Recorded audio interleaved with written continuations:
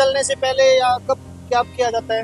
इसमें ऐसा क्या है कि हम रात में ही इसकी ऑयलिंग और ग्रीसिंग करके इसलिए कि हमारे जो पार्ट्स हैं ओके वो अच्छी तरह काम करते रहे ओके और कोई पार्ट्स वगैरह हमारे जाम ना हो पाए ताकि हमारा सुबह काम में कोई खलल ना पड़े। हम इसे सुबह चेक इसलिए करते हैं ओके कि हमारे कैन में कोई फाल्ट नहीं है। ओके तो कैन काट के उसका सिम लेंथ, बॉडी हो, कवर हो, ओके ये वगैरह सारा चेक करते हैं। ये हमारा एग्जॉस्ट से कैन बाहर आ चुके हैं। इस समय इस कैन का टेम्परेचर 80 से 84 के बीच में है। फिर ये कैन ये DS24 मशीन कहलाती है। इसको ये हर्मेटिकली सील्ड कर देती है। सील्ड होने के बाद ये ट्रॉली में स्टैकिंग कर दी जाती है। फिर इन कैन्स की रिटॉर्टिंग की जाएगी। इसकी सेल्फ लाइफ 2 साल कर लेगी।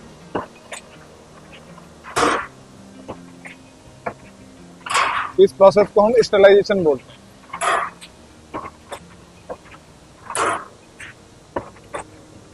ये ट्रॉली में इसमें स्टैकिंग कर दी गई है हर्मेटिकल सीलिंग के बाद। ओके उसके तुरंत बाद ये रिटॉर्ट है। अच्छा, ये क्या काम करती हैं? ये as a pressure cooker work करता है।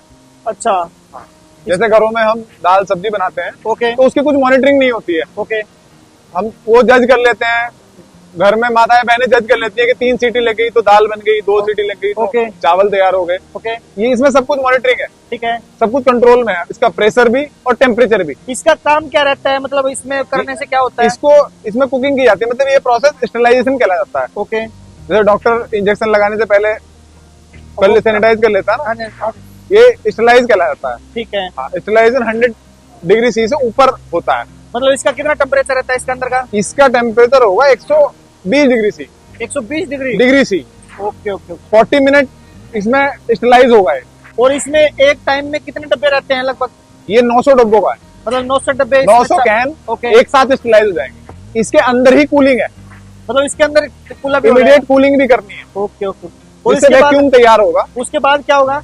उसके बाद हम इसको यहाँ से ट्रॉली सीधे स्टोर में चली जाएगी। ओके वहां पे क्लीनिंग होगी ओके। कैन की, ओके ऑयलिंग होगी ओके। जिससे रस्ट ना पकड़े, ओके। क्योंकि टिन की कैन है। हाँ जी, हाँ जी। कहीं अगर लिटिल स्क्रैच भी आता है तो ऑक्सीडेशन से रस्ट पकड़ जाता वो प्रोसेस होने के बाद इसमें है। ये स्टरलाइजेशन कंप्लीट हो चुका है। ओके। ये देखिए हाँ जी, कैन पे हमने बैच नंबर, हाँ जी, मैन्युफैक्चरिंग डेट ओके और यूज बाई, कब ओके। तक यूज करना है, सब ओके। कुछ मेंशन करना होता है ठीक है। As per regulatory. ओके जो हमारी एक FSSAI बॉडी है, food safety standard authority of India, okay जो उसको रेगुलेट करती है, ओके उसके अकॉर्डिंग उसको सब कुछ मेंशन करना होता ओके। है। बाकी की इन्फॉर्मेशन बल होता है, ओके। सब कुछ मेंशन होता है। ओके। तो ये मतलब कितने वेट का है?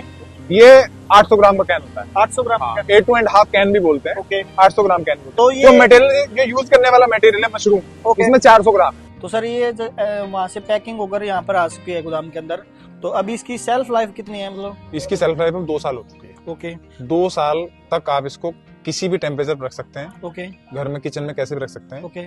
और अब इसको कोई किसी प्रकार का नुकसान नहीं है? जी। प्रोसेसिंग के तुरंत बाद कुछ कैन्स जो एक बैच बना दिया था, एक लॉट बना नंबर दिया था, ओके उसकी कुछ कैन्स इंक्यूबेटर में रखी दी जाती है स्पेसिफिक टेम्परेचर पे, 37 और 55 पे। ओके वो इसलिए चेक की जाती हैं कि कोई किसी प्रकार का कोई माइक्रोब, ओके कोई कीटाणु, ओके मैं बात करता हूँ, ओके वो उसमें रह तो नहीं गया है। ओके तो अगर कुछ उसका 7 डेज 10 डेज पे अगर कुछ कैन में कोई प्रॉब्लम होती है, कोई बल्जिंग होती है, कोई पफिंग होती है, ओके तो उस लॉट को होल्ड कर दिया जाता है इमीडिएट। Okay okay. हम इस मटेरियल को आफ्टर 10 डेज ही डिस्पैच कर सकते हैं। मतलब आप जैसे आज किया है तो ये अलग है, ये बैच है? 10 डेज बाद ही रिलीज होगा, डिस्पैच होगा ओके ओके ओके मिनिमम। तो सर ये बताइए, जो आप ये पैकेजिंग वगैरह करते हो मशरूम की, जी। तो इसमें किसानों का क्या फायदा? आप कैसे लेते हो किसानों से, या फिर आप लेके आते हो, या दुकानदार से लेके आते हो, मंडी से लेके आते हो? देखिए क्या हम प्रोसेस रहता है आपका? हम किसानों से डायरेक्ट मशरूम खरीदते हैं, मतलब किसान ने सीधा डायरेक्ट तोड़ा और आपके पास ले आया? सीधे ओके, अनवॉश्ड, ठीक है। सीधे पॉली में फिल किया, ओके। 10 kg या 15 kg, ओके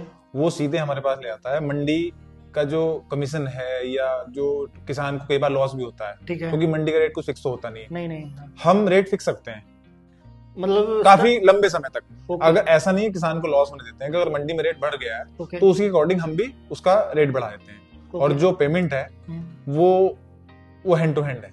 जो कैनिंग है, जो कैन प्रोडक्ट है, ओके वो अदर कैन प्रोडक्ट वेरिएंट भी है, जैसे टोमेटो प्यूरी भी है, ओके स्वीट कॉर्न भी है, बेबी कॉर्न भी है, बहुत सारी other can fruit and vegetables हैं। ओके वो रिटेल मार्केट में आपको बहुत कम देखने को मिलेगी।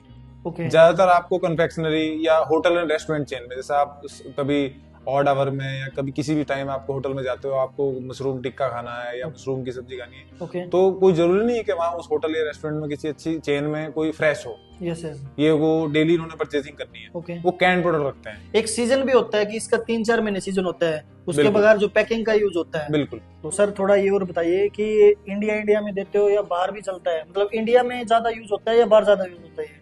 अब तो ये ग्लोबली हो रहा है। ओके अब इतनी भाग दौड़ भरी जिंदगी में लोगों के पास उतना ज्यादा, इंडिया में तो फिर भी लोग फ्रेश प्रोड्यूस ज्यादा लेते हैं, बट इंटरनेशनल लेवल पे या कुछ ओवरसीज में तो अब कैन फूड का ज्यादा है। ओके अब तो कैन में रेडी टू ईट, जैसे आपको दाल मखनी खानी है तो बिल्कुल रेडी टू ईट है, उसको हल्का सा वार्म कीजिए, आप उसको खा लीजिए। ओके और ये रेडी टू कुक है, ओके आपने एज ए फ्रेश यूज करना है। हाँ कैन जी। काटिए आप और जी और उसका मटेरियल जो है वॉश कीजिए, और उसको तुरंत आप ग्रेवी तैयार कीजिए ओके। और आप एज ए फ्रेश और यूज कर सकते बाहर भी बेचते हो आप? हैं। अभी हमसे इंडिया के ऑर्डर पूरे नहीं हो पाए, अभी मतलब इतनी डिमांड है? यस, इतनी डिमांड है ओके और हम प्लानिंग कर रहे हैं एक्सपोर्ट में जाने की। ओके। कुछ फॉर्मेलिटीज रह गई हैं ओके। और फिर हम उसमें एक्सपोर्ट में भी। तो जैसे आप इंपोर्ट एक्सपोर्ट करोगे जी। तो उसमें किसानों को भी बहुत फायदा होगा, इंडिया के जो किसान है उनका बहुत फायदा होगा, आने वाले टाइम में मशरूम का भी मतलब बढ़ोतरी होगी।